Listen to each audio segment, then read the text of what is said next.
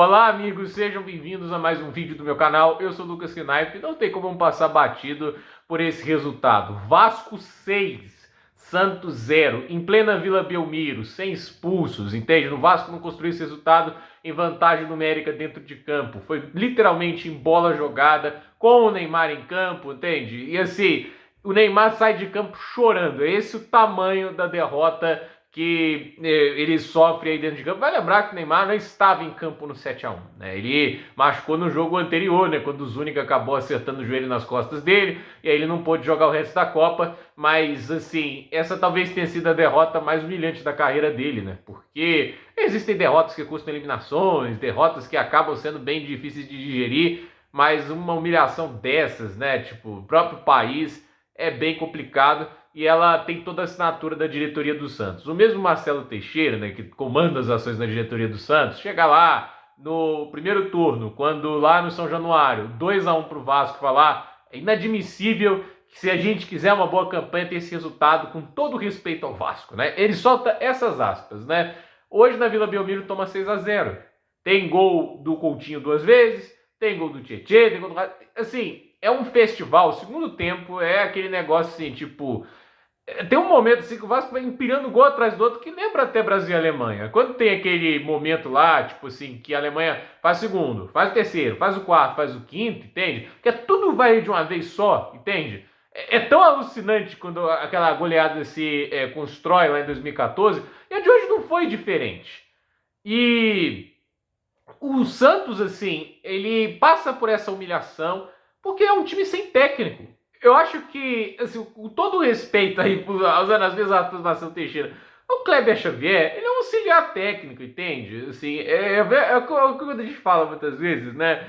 Faça essa alusão aqui. Você tem o técnico, entende? Ele é o Batman, né? O auxiliar técnico é o Robin, um ajudante, vai dar uma ideia ou outra, né? Mas você vai confiar o Robin para proteger Gotham, né? Até nos jogos eles não fazem isso com você, eles não te deixam fazer o Robin proteger Gotham, né? Então assim, você quer que o cara assuma um papel que ele não tá claramente preparado para isso? E é bizarro, porque o Santos caiu para a segunda divisão por fazer exatamente a mesma coisa, né? Porque se não me engano, Marcelo Fernandes assumiu o Santos, ele até começa bem, né? Ele muda o esquema para 3 zagueiros, consegue umas vitórias iniciais, mas depois, assim, você vê que não tinha muito mais o que ele conseguia fazer, o time ficou muito previsível e ele chegou a tomar 7-1 do Internacional, né? Tipo, o Santos já teve, não é nem pra dizer que hoje seria a pior derrota, porque teve aquele 7-1.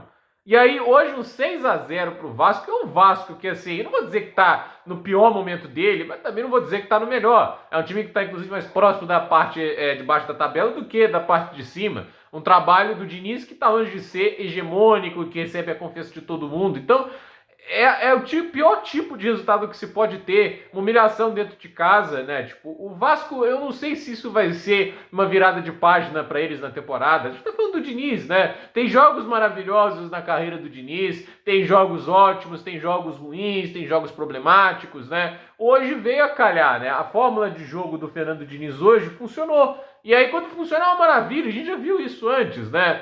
Mas a questão é, o Santos vai ficar até quando nessa situação? E a minha pergunta é, quem consegue contratar para ser técnico numa bagunça dessas, entende? Porque assim, tentaram lá o Sampaoli, pediu reforços, aí não foi para frente, né?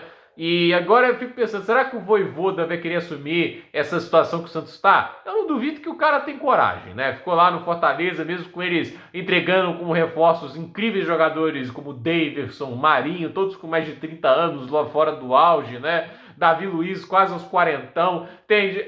A questão é, eu vejo o Santos hoje um destino cada vez menos atrativo porque a diretoria é muito amadora. Assim, demite o técnico lá, o Pedro Caixinha tá fazendo um trabalho ruim, fica sustentando o auxiliar até não poder mais. E assim, essa é a mesma estratégia que o Atlético Paranaense tomou ano passado e caiu. Ficou sustentando o auxiliar até não poder mais, aí quando viu que ia dar errado tentou trazer um técnico, mas era tarde demais. Então assim, é realmente assim, o amadorismo da diretoria do Santos cria essa situação vexaminosa, né? E o fato é que não adianta apenas ali o Neymar ir pro choro, tudo isso, né? Tipo assim, é horrível, né? Para um cara do tamanho dele, ele tá passando por essa experiência, né? Mas eu acho que tem que servir também de choque de realidade. Ele não tá jogando bem o suficiente para resolver tudo sozinho, entende? O Neymar não é mais aquele cara que lá no Barcelona chegou a ser um concorrente à Bola de Ouro, por mais que eu não acho que isso fosse realmente real, que ele tivesse chance de ganhar do Messi naquela Bola de Ouro, mas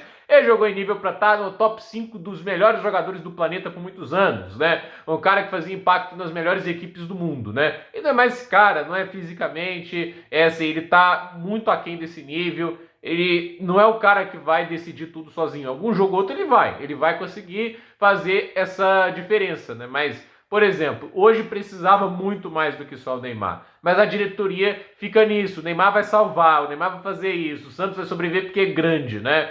Falta ação, falta muita ação, mas é aquele negócio, é o tipo de resultado que escancara o amadorismo, e se isso não faz coisas mudarem dentro da estrutura do clube, o que mais vai fazer? 6-0 pro Vasco, uma vitória que, assim, falando do Vasco aqui, né, tipo, eu gostei de ver o Coutinho marcando gols, ver ele novamente curtindo um pouco o futebol, né, já tá um tempinho que ele tá jogando melhor, né, havia muitas dúvidas sobre essa contratação, é muito triste que o Coutinho, que jogava tanto no Liverpool, não tenha dado certo no Barcelona, e passou um monte de períodos ali, foi emprestado a Aston Villa, não conseguiu dar certo de novo na Europa, veio pro Brasil, fez o sacrifício que o próprio Neymar não fez com o Santos, entende? Já baixou o salário para vir pro Vasco, etc, né? E tá aí, né? Tipo, o cara dá corpo e alma pelo clube e é legal ele ter também esse dia de recompensa, né? Porque não é como se o Vasco também esbanjasse grandes resultados. Fez um papelão lá na Sul-Americana, né? Tá vivo na Copa do Brasil, mas esse resultado é bom, obviamente, no Brasileirão, porque saldo de gols é um critério de desempate importante. Marcar 6 gols é importantíssimo, porque às vezes são margens pequenas que vão decidir qual time fica na primeira divisão e qual não vai. E assim, essa vitória pode dar a confiança necessária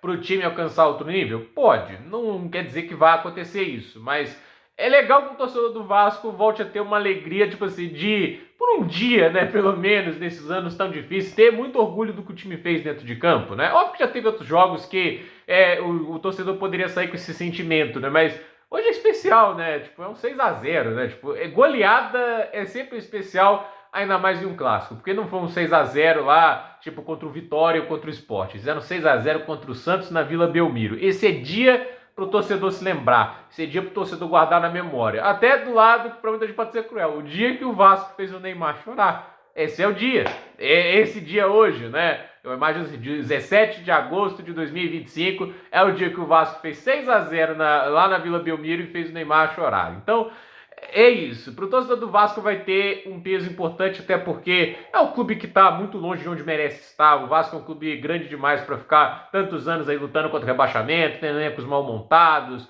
um time tão abaixo do que já foi capaz de disputar no passado. E assim, ter esse gostinho, né, de voltar a ter uma vitória imponente sobre um gigante do futebol brasileiro é algo que, obviamente, a torcida vai valorizar bastante. Então, gente, por esse vídeo é isso. Dúvida nos comentários, deixe seu like, se inscreva no canal, compartilhe esse vídeo e até o próximo vídeo.